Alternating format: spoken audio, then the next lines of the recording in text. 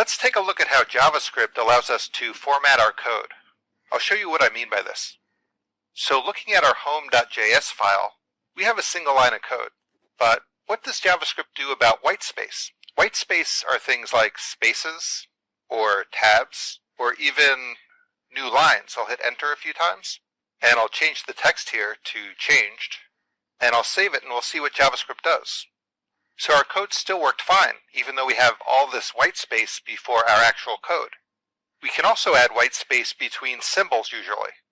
We have show message, and I'll add some spaces and tabs in there. I'll save it, and our code still works fine.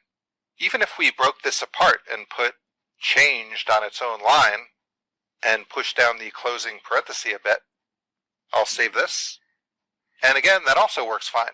Now, just because you can do this doesn't mean you should. There are some cases where white space can help the developer understand the code better. But in code like this, I'll just hit Control-Z to back up. We generally don't want to start a line with white space, and we generally don't want to put white space between symbols, unless we need to, or unless it really helps clarify the code. Now, before parentheses, some developers like to put a space in there. And that's fine, as long as you stay consistent with how you code, or you follow the guidelines of the group you're in. But for me, I like leaving that space out and having it run together like this.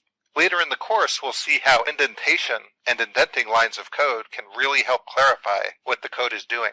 And if we had more than one line of code, which is going to be the case usually, I'll just copy this one, and I'll just say title 2. You want your code to line up on the left side. And adding space is possible, but only add empty lines if it helps clarify the code. You want to make sure that if you have to revisit this code yourself, or if another developer needs to look at it, that they can clearly understand what's going on. And sometimes blank lines help with that.